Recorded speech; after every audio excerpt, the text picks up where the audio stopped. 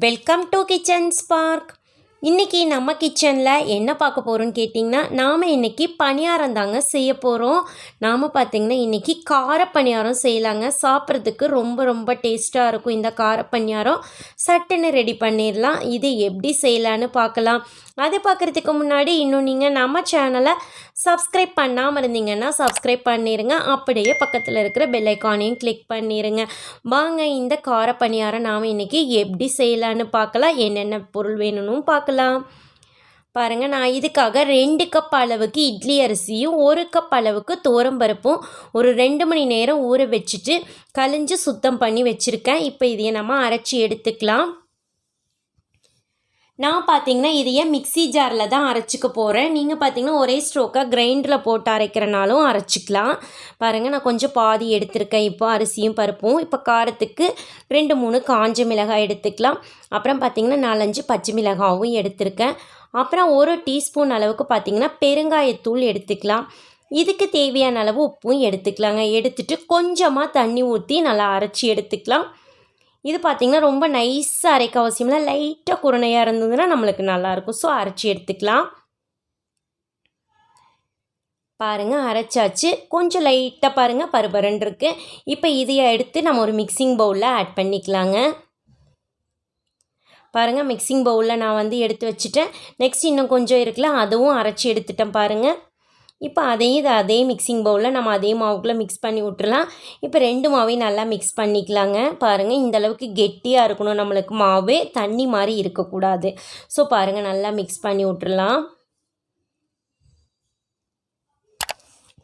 இப்போ பார்த்திங்கன்னா இதில் 1 டீஸ்பூன் அளவுக்கு கரம் மசாலாவும் 1 டீஸ்பூன் அளவுக்கு மிளகாத்தூளும் ஆட் பண்ணிக்கலாம். அப்புறம் பார்த்திங்கன்னா பெரிய வெங்காயம் பாருங்கள், ஒரு 4 பெரிய வெங்காயம் நல்லா பொடியாக கட் பண்ணிக்கணும், அதுவும் ஆட் பண்ணிக்கலாம். நெக்ஸ்ட்டு பார்த்திங்கன்னா கொத்தமல்லி இலைங்க, நல்லா ஃப்ரெஷ்ஷான கொத்தமல்லி இலை கொஞ்சம் நிறையாவே எடுத்துக்கலாம், நல்லாயிருக்கும் டேஸ்ட்டாக. அப்புறம் கொஞ்சமாக கருவேப்பிலை இலைங்க, அதுவும் பொடியாக கட் பண்ணிவிட்டு இப்போ நல்லா மிக்ஸ் பண்ணி விட்டுறணும்.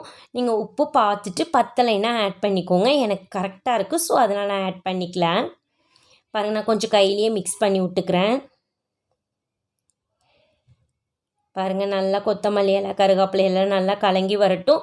இந்த அளவுக்கு மாவு கெட்டியாக இருக்கணுங்க. ஏன்னு கேட்டிங்கன்னா நாம் பணியாரக்குழியில் நல்லா எண்ணெயில் பொரியிற மாதிரி தான் எடுக்க போகிறோம். ஸோ எண்ணெய் இழுக்காமல் இருக்கும், அதனால் கொஞ்சம் கெட்டியாக தான் இருக்கணும். பாருங்கள், இந்த அளவுக்கு இருந்தால் கரெக்டு. நெக்ஸ்ட்டு பாருங்கள், நம்ம பணியாரம் சுட்டுக்கலாம். இப்போ நான் பணியாரக்கல் வச்சுருக்கேன் பாருங்கள், நல்லா காஞ்சிருச்சு. இப்போ நாம் எண்ணெய் விட்டுக்கலாம்.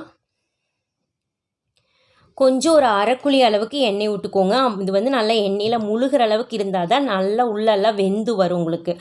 பாருங்கள், அடுப்பை கொஞ்சம் மீடியம் ஃப்ளேமில் வச்சுட்டு பாருங்கள், இந்த அளவுக்கு எண்ணெயில் முழுகிற அளவுக்கு இருக்கணுங்க பணியாரம். அப்போ தான் நல்லா வெந்து கிடைக்கும். கொஞ்சம் நேரம் ஆனோன்னா இந்த மாதிரி திருப்பி போட்டுக்கோங்க. ஒரு தடவை 2 தடவை நல்லா திருப்பி போடணுங்க. அடுப்பை கொஞ்சம் மீடியம் ஃப்ளேம்லேயே வச்சுட்டு வேக விட்டுக்கோங்க. அப்போ தான் உள்ளே இருக்கிற மாவும் நம்மளுக்கு வெந்து வரும். பாருங்கள், நல்லா எண்ணெய் இந்த அளவுக்கு முழுகிற அளவுக்கு விட்டுட்டு நல்லா 2 தடவை 3 தடவை நல்லா திருப்பி போட்டுக்கலாம்.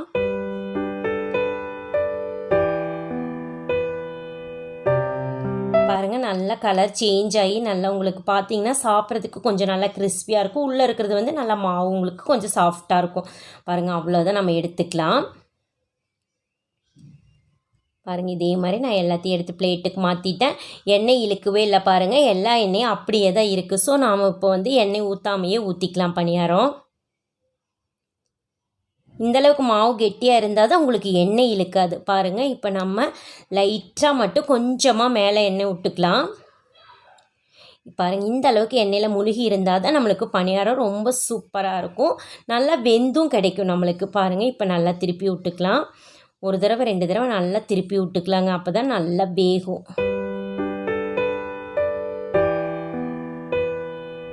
அவ்வளோதாங்க. பாருங்கள், நான் திருப்பி போட்டுக்கிறேன்.